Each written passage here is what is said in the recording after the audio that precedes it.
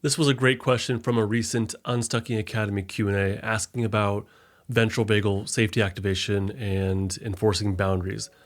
I wanted to share it with you, and I'm really curious what you think about it.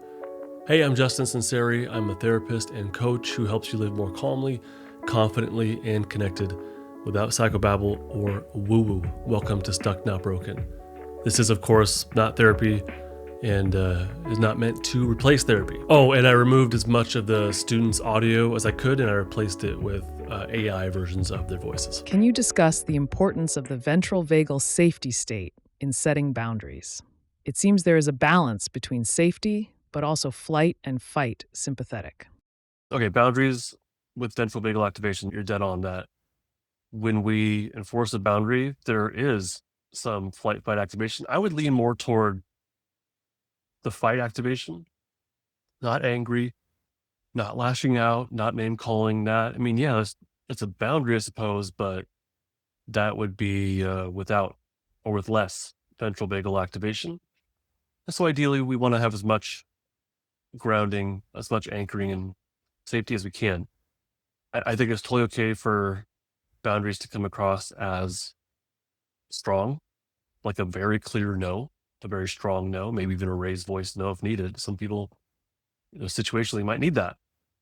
So, but you could do that from a strong anchoring in your ventral vagal safety state, right? So ideally, what kind of needs to happen is that we feel that activation, and in the moment, we feel that spike of whatever it is. There's a surge of wanting to get out of here, and now it changed into some irritation that this person's not picking up on my cues, and they're trampling all over my whatever, my boundary or my values or whatever. So probably once we get more to that, like fight activation, that's where we would say, put in some sort of like, I'm not okay with that, or flight activation could be, I hear you. I don't need to be a part of this. I'm going to leave now. So that does require that we feel and embrace it rather than feeling it unconsciously and then reacting to it. So we really have to have this like net to capture, metaphorically, to capture that activation and it's hard in the moment, but in the moment we would say to ourselves something like, it's there. I have every right to feel this way. And I can come from compassion. I can come from assuming this person doesn't know any better, maybe. But all that takes a strong anchoring and safety state. So ideally, when we're in these situations, we would have familiarity with what the defensive activation feels like in the first place, so that when it's there, it's not overwhelming. Ideally, when we're in these situations, we already have a pretty good amount of safety in our system because we've practiced feeling safety. And so having the right balance of those two things can equal noticing it, acting on it, enforcing a boundary, and following through with it as well. Okay, so I don't think there's like, here's the answer to setting a boundary in the moment when you're feeling it and you didn't expect it. Like that's the hardest. Always comes down to proactively practicing these things ahead of time. And I think that means proactively practicing safety, but also proactively remembering, feeling into, mentally rehearsing defense. One of those options.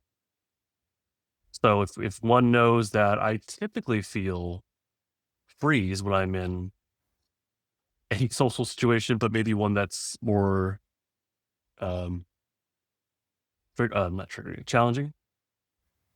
I know I typically feel this way in social situations. So when I'm not in that situation, let me practice safety and then feel into my freeze activation that I know is going to happen anyway. So let's just kind of feel into it. That's that's a generally approachable way as long as you have enough safety.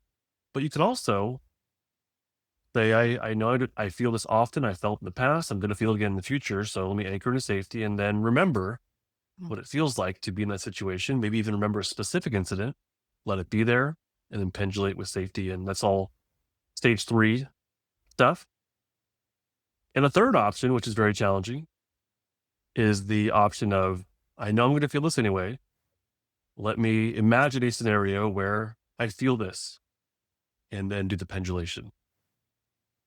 So all those act as buffers or what's the word? Inoculations to a real life scenario in the future. So, in relationships where a boundary is needed, then the safety state is important to stay connected and enforce the boundary. Mhm. Yes. So the ventral piece of it, it could look like that behavioral wise. That's what it could look like.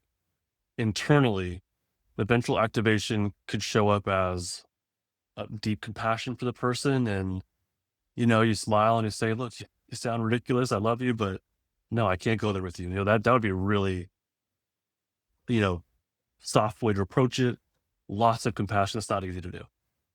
But ventral could also be a connection with yourself. Let's stick with the other person. It could be a connection with the other person where you do say like, look, this is inappropriate. I care about you. I know you have the best intentions, but I think you're way off base and I can't go down this path with you. That's a little more firmer, but it still comes from enough ventral activation to remember, like, I do care about this person. And I also, and this is where I think the more interesting piece of it, which is the connection with yourself. And I think that takes a lot of ventral activation too. So ventral, the safety activation is connection with others, self, environment. So part of the puzzle here is like, no, I connected to myself. I know what I feel. I feel it. I feel that activation. It makes sense. It's why it's there and I can let it be there. And I'm also connected to my values and what I believe or what I know or like I'm connected to that. And I'm also connected to a value of mine, which is I can't compromise certain things. Like it's just morally, I can't do that. And so all that is a very strong foundation. I think that comes from ventral, but also probably some flight fight activation too, because there's empowerment there, right?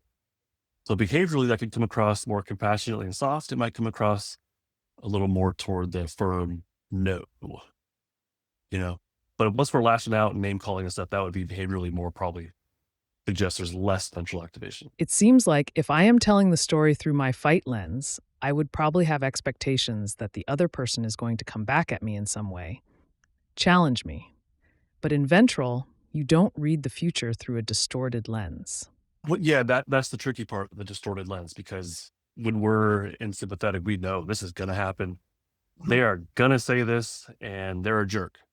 But when we have enough ventral activation, we can still see the future, quote unquote, see the future in quotes. Like this is going to happen. This person, I know this person, and they are realistically going to lash out. Like we've spent enough time with someone where we know, and damn it, I can't do this anymore. And I'm going to embrace the fact that they're going to do this and I'm going to hold my ground. And if they cross a certain boundary, then I'm going to leave or whatever. But that's telling the future in a sense, but it's also very much grounded in reality versus flight, fight, freeze, shutdown, telling the future, which is more fear driven, more defense, more dysregulated driven thought. And that, like in the moment, that is really hard to parse out and maybe unrealistic. So ahead of time, that might be the best time to know what's going to happen realistically. Then anchoring into the safety state enables a kind of to thine own self be true. Yeah. I think that the piece that you brought up, the knowing, the actual knowing, not the dysregulated assuming, but like I know what's going to happen. I know this person, I know their behavior, and I know how they're likely to react. And damn it, here I am. I am firmly aware of how I feel and what I know to be true, or morally what I will and will not do. And I don't control them. I think that's actually a big part of it is knowing I don't control them, but I realistically know how they're going to react. But I, just, I have no choice but to live up to what I know is right or wrong, maybe, or what line I will or will not cross. And I'm firmly planted like a tree deeply rooted in the ground in this. That's different than stubbornness too. There's a lot of like parsing, but I'm not talking about stubbornness. I'm talking about like value driven principles, morality. Like I just can't do this thing that they're asking me to, or however it shows up. And then letting the chips fall where they may because you're solidly rooted within yourself. Yeah. Yeah. Knowing that I don't control them. They're likely going to do whatever it is. And the results, if they enact that, are potentially disastrous for them or people around them. That there might be some level of whatever happens, happens. I can't control it. I'll do the best I can. I'll, look out for those I love, depending on the situation. I'll look out for myself, but this outcome is out of my control. And if they are going to make disastrous decisions, I just can't control that. Thanks so much for joining me on Stuck Not Broken. I hope you learned a bit about the importance of your safety state and creating or enforcing boundaries with those who need it. No, it's not easy.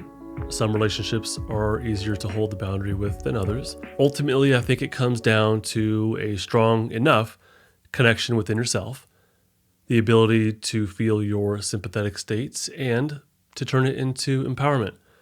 And also understanding that the other person is going to make their own choices and they need to live with the consequences of those choices, and that you don't control the outcome of those choices.